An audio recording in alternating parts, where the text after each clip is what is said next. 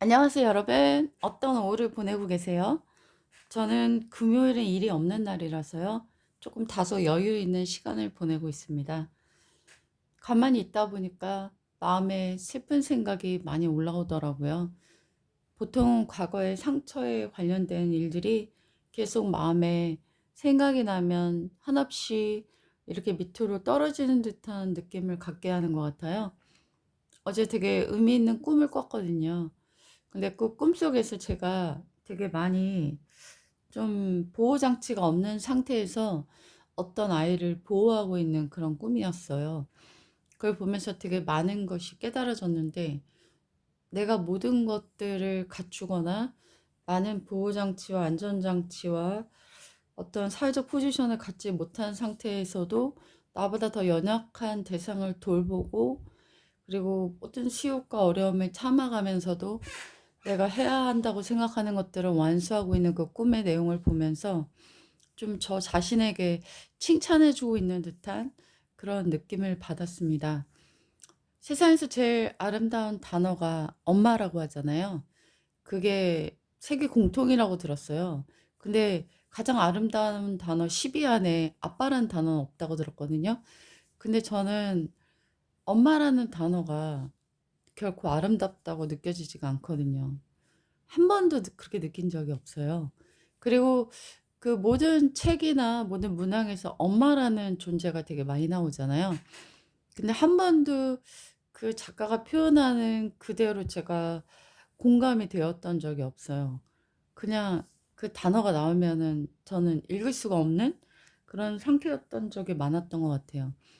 그런 대상이 꼭 비단 엄마뿐만 아니라 여러 대상한테 많이 갖고 있는 상태인 것 같아요. 네.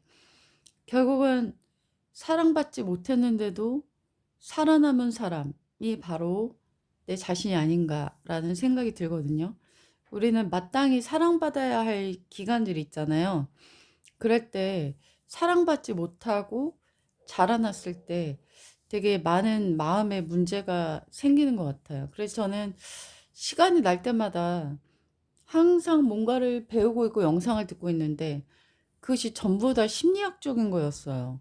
근데 심리학적인 이야기를 계속 정말 끊임없이 공부하고 파고들고 있는 거예요. 왜 그러냐면 내 마음에 이런 어둠과 결핍의 문제가 해결이 되지 않았기 때문에 아마 그런 게 아닐까. 그래서 해결이 되지 않은 상태에서도 끊임없이 어린아이들을 돌보고 있는 내 모습을 제가 느끼거든요. 분명 저는 아이는 없지만 제가 느끼는 어린아이는 사회적 약자들이죠. 가난하거나 아프거나 힘들거나 학대당했거나 그런 대상에 대해서 끊임없는 연민을 갖고 도와주고 싶어 하고 할 수 있는 도움을 주는 그런 것들을 계속해서 완수해가는 그런 제 삶을 보여주고 있는 꿈이 아닌가 이런 생각이 듭니다. 우리 세상에는 많은 문제가 있죠. 네. 근데 결국은 사랑받지 못함에서 온 문제인 것 같거든요. 그래서 사랑받지 못했는데 어떻게 사랑을 줄 수 있어? 막 이런 말들이 있잖아요. 근데 사랑받지 못해도 살아남을 수 있거든요. 사랑받지 못해도 사랑할 수 있어요. 그러면서 여러분이 듣고 싶었던 말들 있잖아요. 한 번쯤은 꼭 들었으면 좋았을 말들. 특히 유년기 때 들었으면 좋았을 말들. 근데 그런 말들을 못 들었다고 해서 여러분이 망한 인생, 잘못된 인생, 실패된 인생이라고 볼 수는 없는 거예요. 왜냐하면 살아남아 있잖아요. 저는 존재하고 있고 살아남아 있는 여러분이 참 대단하다고 생각합니다. 그리고 저 자신에게도 하는 말이에요. 그리고 스스로에게 우리가 다독거림을 줘야 하는 이유는 우리가 지금도 살아남아서 살고 있기 때문입니다. 그리고 우리 주변에 정말 작은 도움을 줄 수 있는 것들 있잖아요. 길고양이들에게 뭐 물을 준다든가 밥을 준다든가 우리가 할 수 있는 최선의 작은 사랑을 나눔으로 인해서 우리가 지금 살아남은 것에 대한 굉장한 아름다운 실천을 우리가 하고 있는 것이 우리 스스로에게 참 대견하다라고 말해줬으면 좋겠거든요. 사람들이나 세상이나 우리 양육자나 모든 우리 관계에서 우리는 다독거려주고 위로받고 격려받고 인정받았어야만 했지만 그런 것을 못 받았을지라도 우리 모두는 스스로에게 "잘했다. 고맙다. 열심히 했어. 네 덕이야. 덕분이야. 너가 정말 잘한 거야. 잘 견딘 거야." 이런 식의 위로가 우리 모두에게 도착되었으면 좋겠습니다. 그리고 스스로 과거로 뚝 떨어져서 그 심연의 그런 어둠으로 잠식당할 필요는 없다라고 말씀드리고 싶습니다. 톨스토이랑 도스토예프스키에 대해서 요즘 계속 공부하고 있었는데요. 그중에 이런 말이 있었어요. 하나님께서는 톨스토이의 고통을 헛되이 생각하지 않으신다. 그리고 그 고통을 반드시 사람들을 위로하는 도구로 사용하신다. 그 대목이 정말 와닿았어요. 그래서 톨스토이나 도스토예프스키를 보면은 진짜 하나님과 가까워지기 위해서 애를 쓴 사람이라는 마음이 정말 많이 들잖아요.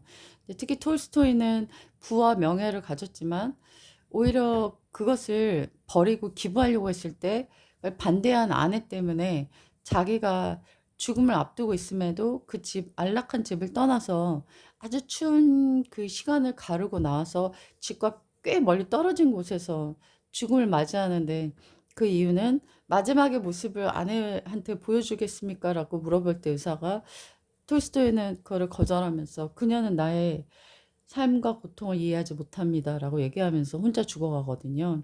그걸 보면서 정말 우리는 자신의 고통과 어려움을 이해하지 못하는, 가장 사랑하는 대상과 가족도 이해하지 못하는 상황 속에 놓이는 경우가 얼마나 많은가, 이런 생각도 들면서 부와 명예와 모든 걸 가졌음에도 행복하지 못했던 톨스토이가 마지막으로 주고 싶었던 메시지는 그리스도의 사랑, 그리고 자신의 가진 것들을 이유 없이 나누는 사랑, 그런 것들이 아니었을까라는 생각이 들면서 그의 바보 이반이라든가 대자라든가 그가 써주었던 그 책과 소설이 우리에게 인생에서 어떻게 살아야 되는지를 명확하게 보여주고 있지 않은가, 이런 생각이 들고, 도스토예프스키도 죽기 전에 정말 총살 이렇게 했는데 그게 이제 정치범에게 해줬던 어떤 쇼였다고 하더라고요.